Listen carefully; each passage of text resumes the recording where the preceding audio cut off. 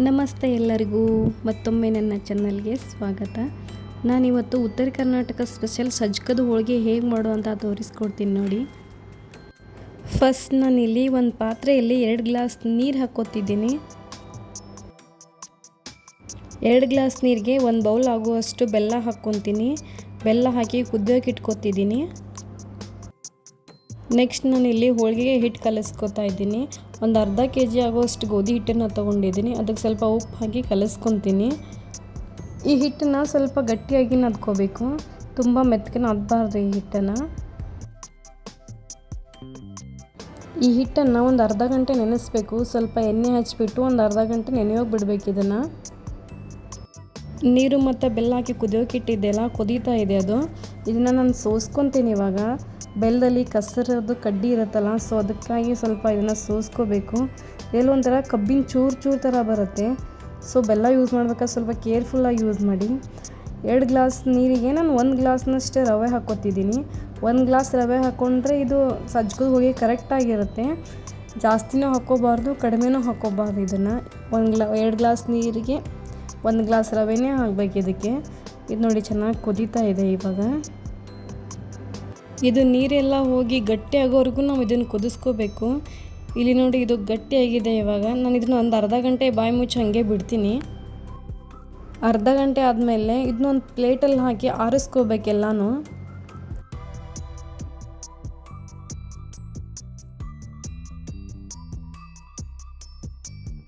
ನೋಡಿ ಇದು ಕಂಪ್ಲೀಟಾಗಿ ಆರಿದೆ. ಇದನ್ನು ನಾನು ಚಿಕ್ಕ ಉಂಡೆಗಳನ್ನು ಮಾಡ್ಕೊತೀನಿ ಹೋಳಿಗೆಗೆ. ಇಲ್ಲಿ ನೋಡಿ ಈ ಥರ ಚಿಕ್ಕ ಉಂಡೆಗಳನ್ನು ಮಾಡಿ ಇಟ್ಕೊತಿದ್ದೀನಿ ನಾನು ಮೊದಲೇ.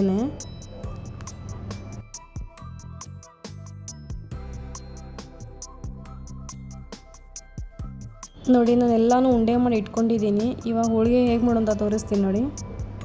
ನಾನಿಲ್ಲಿ ಹೋಳಿಗೆ ಬೇಕಾದಷ್ಟು ಒಂದು ಚೂರು ಹಿಟ್ಟು ತೊಗೊತಿದ್ದೀನಿ. ತೊಗೊಂಡು ಅದನ್ನು ಉಂಡೆ ಮಾಡಿ ಸ್ವಲ್ಪ ಕೈಲಿಂದ ದೊಡ್ಡದು ಮಾಡ್ಕೊತೀನಿ.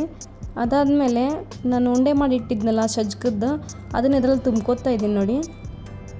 ನೀಟಾಗಿ ತುಂಬ್ಕೋಬೇಕು. ಇದನ್ನು ನೀಟಾಗಿ ತುಂಬ್ಕೊಂಡ್ರೆ ಎಲ್ಲಿ ಹರಿಯೋದಿಲ್ಲ, ಇದು ಚೆನ್ನಾಗಿ ಬರುತ್ತೆ.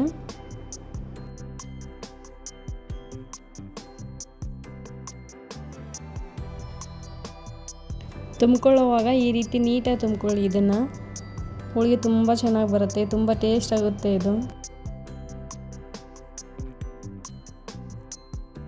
ನೋಡಿ ಇದು ತುಂಬೋದು ಕಂಪ್ಲೀಟ್ ಆಗಿದೆ. ಇವಾಗ ನಾನು ಇದನ್ನು ಲಟ್ಟಿಸ್ಕೊತೀನಿ. ನಾನಿಲ್ಲಿ ಲಟ್ಟಿಸ್ಕೊಳ್ಳೋಕೆ ಅಂತಾನೆ ಹೋಳಿಗೆ ಮಾಡೋ ಮನೆನ ತೊಗೊಂಡಿದ್ದೀನಿ.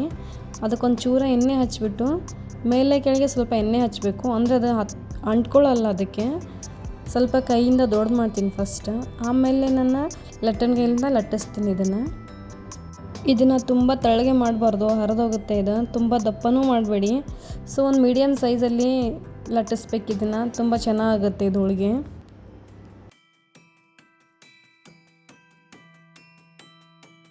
ನಮಗೆ ಎಷ್ಟು ದೊಡ್ಡದು ಬೇಕೋ ಅಷ್ಟು ದೊಡ್ಡದು ಮಾಡ್ಕೋಬೋದು ನಾವು ಇದನ್ನು. ನಿಮಗೆ ಯಾವ ಸೈಜಲ್ಲಿ ಬೇಕು ನೀವು ಆ ಸೈಜಲ್ಲಿ ಮಾಡ್ಕೊಳ್ಳಿ.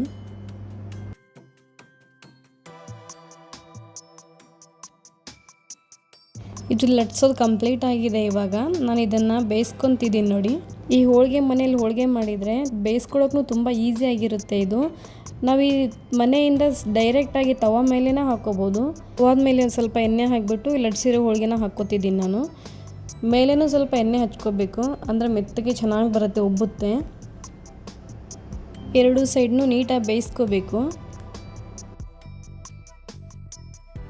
ಈ ಸಜ್ಜಕದ ಹೋಳಿಗೆ ಮಾಡೋದು ತುಂಬ ಕಷ್ಟ ಏನಲ್ಲ, ತುಂಬ ಈಸಿಯಾಗಿದೆ. ಇದು ಹೋಳಿಗೆ ಮಾಡೋಕ್ಕೆ ಬರದೇ ಇದ್ದರೂ ಸಹ ಈ ಹೋಳಿಗೆನ ಮಾಡ್ಬೋದು, ಅಷ್ಟು ಈಸಿಯಾಗಿರುತ್ತೆ ಇದು. ಕಡಲೆಬೇಳೆ ಹೋಳಿಗೆ ಥರ ಇದು ಕಷ್ಟ ಅನಿಸಲ್ಲ ಮಾಡುವಾಗೂ.